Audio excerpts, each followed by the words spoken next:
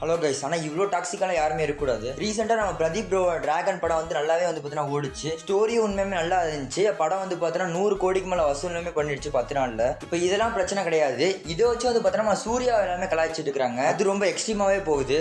இந்த மாதிரி நாங்களும் உருவாக்கி கரையிலேயே ஊந்துட்டு இதெல்லாம் எதனால நடக்குதுன்னா, பிரதீப் சார் வந்து பார்த்தீங்கன்னா கண்டினியூஸாக ஃபுல்லாக ஹிட் படமாக கொடுத்துருக்காரு. கடைசி 5 வருஷமா சூர்யா சாரால் எதுவுமே பெருசாக தேட்டரிக்கல் ஹிட் கொடுக்க முடியல. கங்குவா நம்பி எடுத்தாரு, அதுவுமே கால வாரிடுச்சு.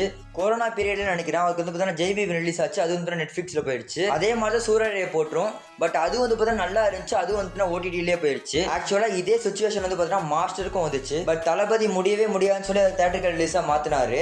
அந்த படம் வந்து பார்த்தீங்கன்னா பெரிய லெவலில் இதே சூர்யா நினைச்சதாலுமே இதை பண்ணியிருக்க முடியும். பட் அதை பண்ணாமல் ஓடிடி ரிலீஸ் பண்ணிட்டாரு. இப்போ அதான் பிரச்சனையே. ஒரு அளவுக்கு தான் ப்ரோ, எல்லாமே சும்மாலாம் நோண்ட கூடாது ப்ரோ. பிரதீப் ப்ரோல இருந்து எல்லா சின்ன ஆக்டருமே வந்து பார்த்தா சூர்யா கூட கம்பேர் பண்ணி ட்ரோல் பண்ணிட்டு இருக்காங்க. அது ரொம்ப எக்ஸ்ட்ரீமாவே போகுது. Okay bye.